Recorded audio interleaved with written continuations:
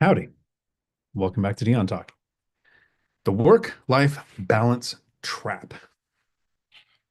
It is a trap. And I fell for it. I fell into the trap. For the first 40 years of my life, I think I fell into the trap of listening to what everyone else thought the work-life balance trap was.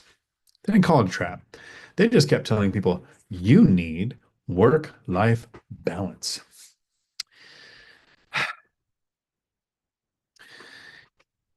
The idea being, and this is where I have a problem with it, and I think I heard this from Simon Sinek. He said one time, the problem with work-life balance is that the term balance means two opposing forces reach an equilibrium, or something like that. He's smarter than me, probably said it more eloquently, meaning that work and life are in opposition, and they have to reach an equilibrium to be balanced. So people would think, well, let's balance life. You have 8 hours of work, 8 hours of sleep, 8 hours of life.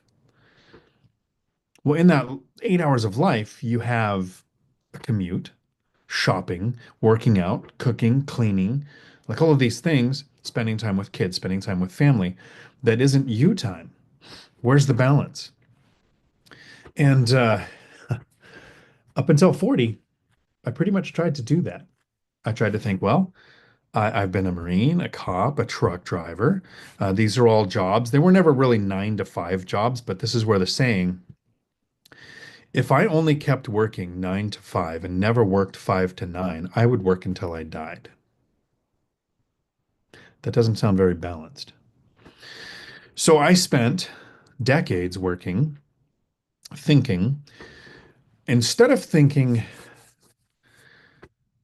how do I want my life to be? I looked at opposing forces, work versus life. Then you hear some really stupid things where people say, well, find a job you love and you never work a day in your life. And explain why I never wanted to be a gynecologist. So let's take something like scuba diving, an activity that I like. I travel all over the world. I've been to several countries. I like to swim where the water's warm and everything isn't trying to unalive me. If I turned that into a job, would my life be more balanced? Or would I take something that I love and then add a schedule, an alarm clock, a boss, responsibilities? I would turn scuba diving into work. And remember these words: work sucks. That's why they pay us to be there. Now, if you hate your job so much that you're one of those people that thinks, I need a work-life balance and I need to have sabbaticals and extended vacations and mini retirements, and if you just hate your job that much, the answer is to find a new job. The work-life balance trap is people thinking of comparing the two opposing forces that they're trying to reach equilibrium with. This is where I have a problem with it. And they think, instead of thinking in terms of week versus weekend,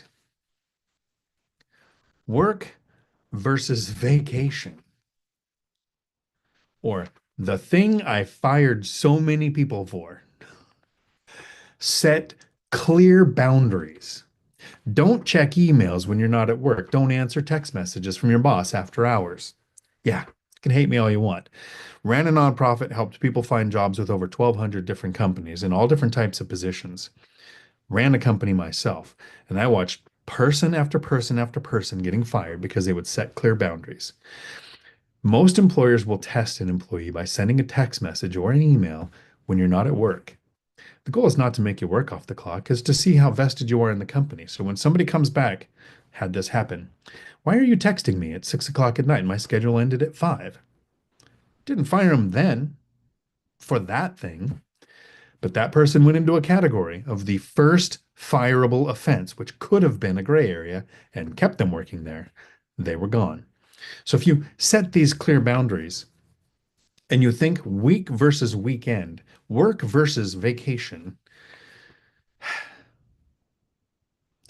it might have worked traditionally when people had pensions, right? 18th century, you worked on a farm, you had enough kids to take over when you were too old to work. In the 19th century, companies came out with, well, let's trick people into coming and working at our companies by making a school system that has a bell that starts it. It goes Monday through Friday. You're there for about 8 hours, just like a factory. But to get them to come to the factory, they had to have retirement plans. So if you put in 20 years when the life expectancy was 45, this was a great program.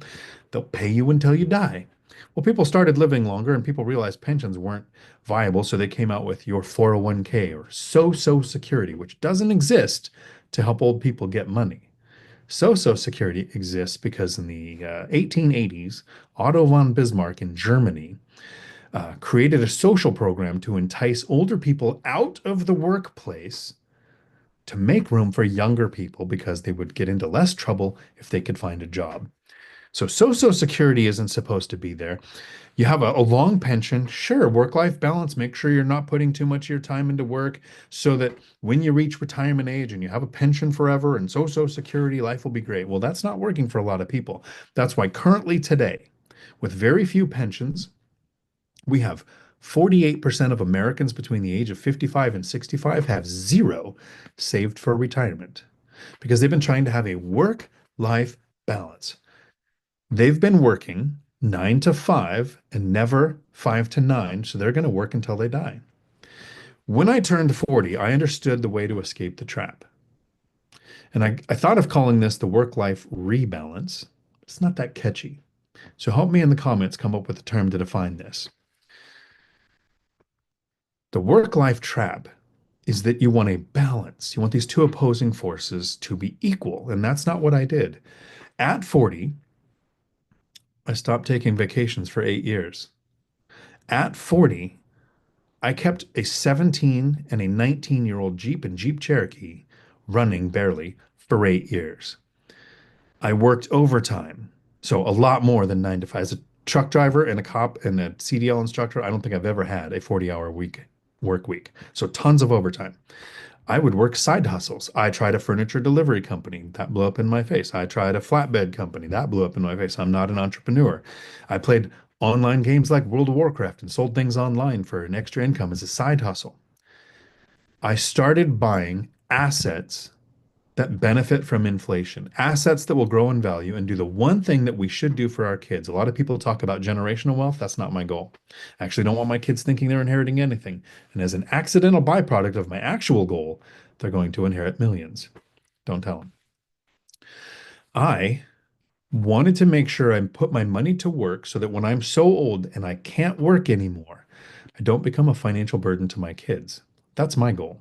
So at 40, I started saving. Now you can pick any investment strategy you want, as long as you pick one, focus on it and master it, right? Crypto, start a business, stocks, different types of stocks, real estate, all the different ways you can invest in real estate. I chose buy and hold rentals, evergreen investing that doesn't time the market, that doesn't matter what's going on with rates, prices, or interest rates or rents. I just saved for a couple of years, bought a duplex, lived in one side and rented out the other. Saved for a couple of years and bought a duplex. Saved for a year and a half and bought a duplex. And I scaled that over 10 years. So 10 years of working overtime, working a side hustle, 8 years of no vacations and older vehicles.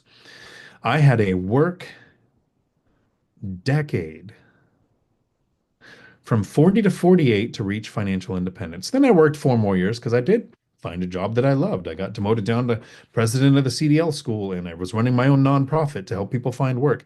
So I worked 4 more years.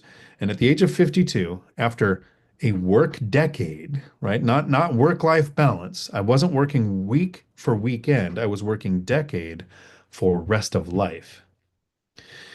In 2022, I retired and walked away from a job that I liked because time freedom was more important. So now instead of a week and a weekend or a time a day, I have absolute time freedom. I don't look at prices when I buy things, and I actually have to now have reverse budgets. I require that I spend at least 2,000 a month eating out. I require that I'm going to travel as much as possible this year. Forever. It's like a life sentence of not having to work. No, I can. I can choose to go work. Right? If somebody that lives close to me says, "Hey, let's go run this load to Maine or something and make a couple $1,000s," and I feel like a road trip, I'd probably go. Probably not. I don't know. But life is better when you have options.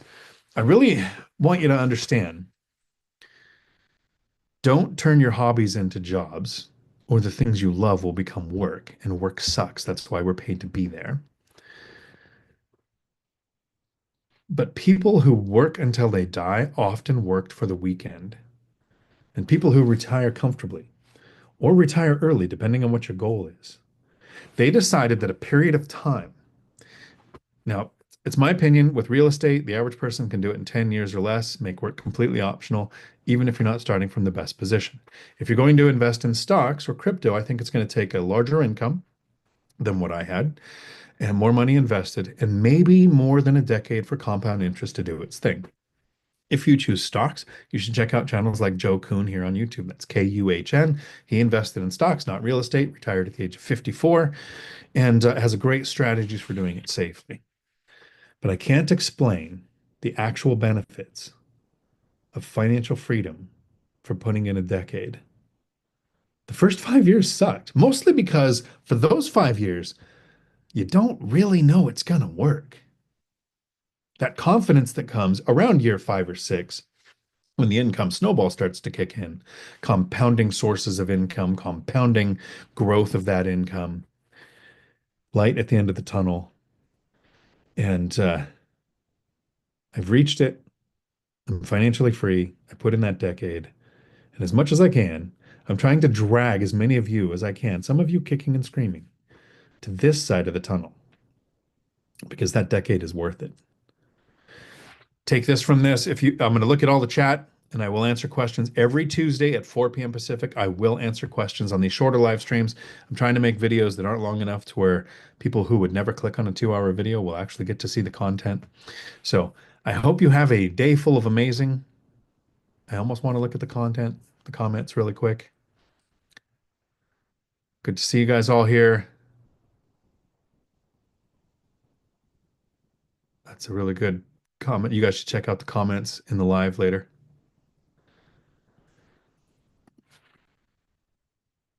Have a day full of amazing. Remember, you are going to be alive in 5 years. Start investing like it.